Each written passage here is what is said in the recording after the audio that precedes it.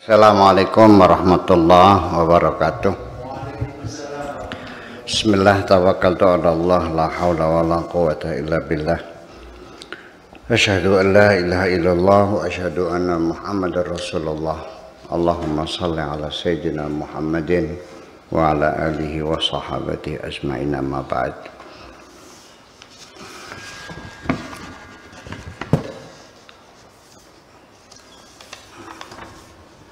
Buka halaman 786 ya. Bismillahirrahmanirrahim. Wa akhiran, dan pada akhirnya taji'u tilkal lamsatul ajibah, sentuhan yang ajaib itu datang ya, dengan sentuhan yang ajaib, yang hebat. Al-muhya, yang memberikan inspirasi. Al-mu'atsirah, yang memberikan pengaruh. Al-amiqah, yang dalam. Ini gaya bahasan ini, kata sifatnya beruntun banyak banget, ini paling sering ini, sehingga menerjemahkannya jadi susah. yang banyak banget gitu. Oke. Iya, akhiran. Dan akhirnya, sekali lagi, ba'da dzikril iqab al-mufsi', setelah ayat ini menjelaskan tentang hukuman yang sangat mengerikan,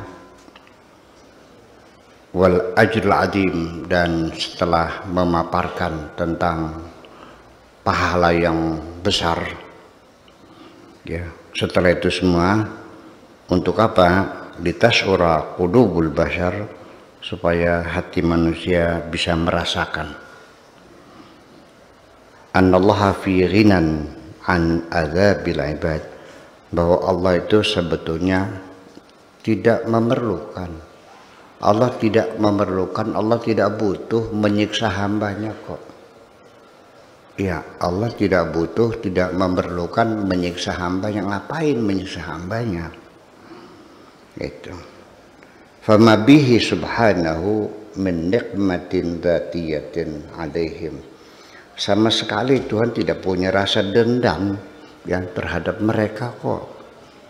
Yang lawan, yang membangkang, ya subbu alaihim min ajli al-adab, hanya karena mereka membangkang, lalu Allah dengan geramnya menimpakan siksa kepada mereka. Bukan Allah itu, Allah tidak ingin kok menyiksa kamu itu sebetulnya mah. Wa ma bihi subhanahu min hajatin li idhari sultanihi wa quwwatihi an hadha tariq. Dan juga enggak ada urusan Allah Subhanahu wa taala perlu atau ingin menampilkan kekuasaannya, kekuatannya ya dengan cara seperti itu. Wa ma bihi subhanahu min rughbatin, ya Allah sama sekali tidak punya keinginan ya, enggak kepengen fi adzabin nas, untuk menyiksa orang kok. Masa Allah sang pencipta lalu ingin menyiksanya sendiri gitu maksudnya. Kama tahfalu asatirul wathaniyatu kulluha bimithli hadza tasawurat, ya, seperti yang tidak seperti yang diceritakan oleh mitos-mitos ya, zaman penyembahan berhala itu semuanya seperti itu, karena Tuhan galak ya, kejam sebagainya. Enggak kok ya. Wa inna ma huwa salahul ibad bil imani wa syukur lillah, semata-mata ancaman-ancaman Allah semacam itu adalah untuk memperbaiki hambanya supaya beriman dan bersyukur kok. Orang itu juga sama ya, mengancam anaknya, saya pukul nih, saya cubit nih ya kalau nggak berangkat sekolah. Ya mana mungkin orang tua kejam sama anaknya, punya hasrat ingin menyiksa anaknya? Enggak dong. Sekali-kali ngejiwit, ngejewer, ya itu artinya dalam rangka membimbing ya, mendidik anak-anaknya supaya rajin sekolah. Itu aja persoalannya ya. Ya, ma'atahbibihim fil imani wa syukur lillah, dan juga menghimbau mereka untuk beriman dan bersyukur kepada Allah. Wa huwa alladhi yashkuru salihal amali wa ya'lamu khabayata nufus. Dan Allah lah yang akan bersyukur terhadap amal baik mereka. Allah berterima kasih terhadap kebaikan-kebaikan hambanya. Ya. Dan Allah tahu apa rahasia yang terkandung di dalam jiwa mereka. Ya, atau kama qala ta'ala, "Wa may yaf'alillahu bi'adzabikum," dan Allah tidak akan menyiksa kamu. In syakartum wa amantum, andaikan engkau bersyukur dan beriman. Wa kana Allahu syakiran alima, dan adalah Allah itu maha bersyukur dan maha mengetahui. Naam, memang ya. Ma yaf'alillahu bi'adzabikum, Allah tidak menyiksa kamu. In syakartum wa amantum, apabila kamu bersyukur dan percaya, beriman. Inna adzabahu lajazaa'un 'alal juhudi wal kufran.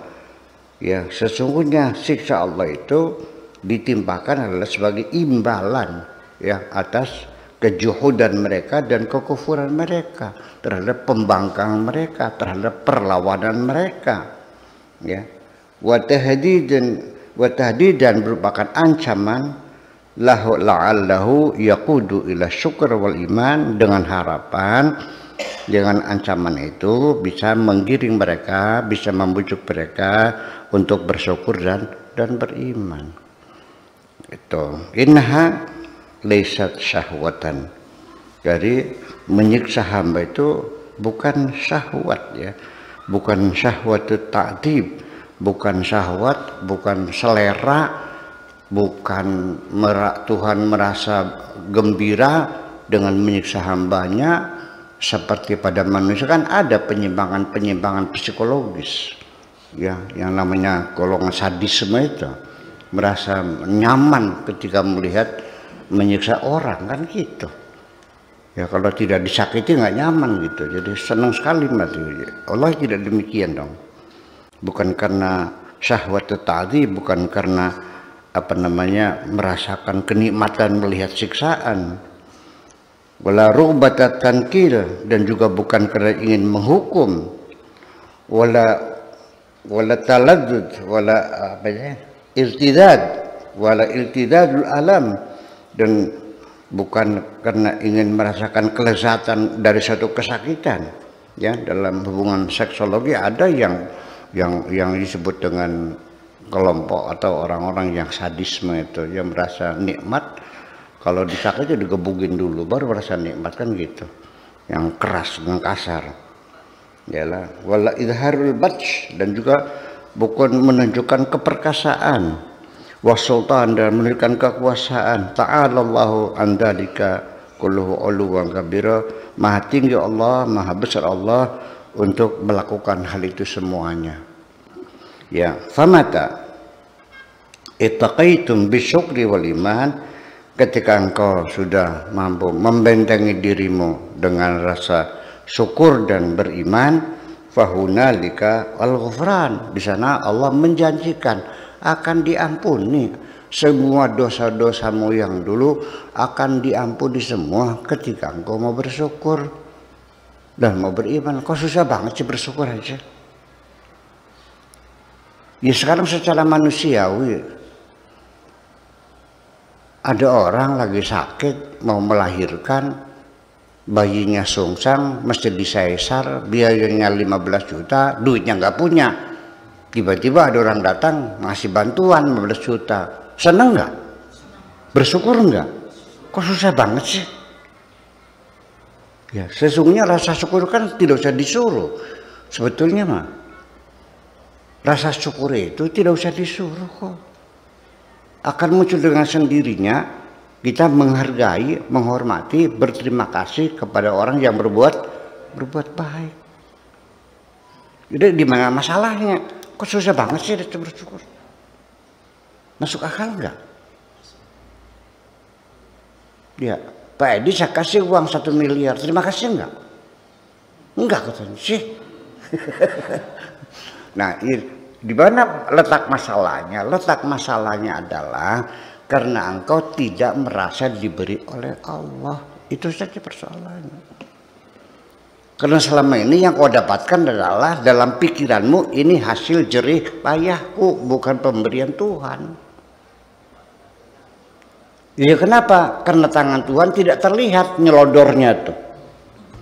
Kalau saya ngasih kan kelihatan tangannya. Iya. Yang aneh ketika ditanya masuk akal mereka tuh. Bilang kamu dapat duit panen. Ya, nanam padi sekian hektar dapat duit 500 juta. Loh, ngerasa dapat jerih payah sendiri, ya keringat sendiri, banting tulang sendiri, ya merasa capek. Saya nanya, lah kamu punya sawah, yang bikin tanah siapa? Kamu bikin sendiri tanahnya. Terus bibitnya yang bikin siapa?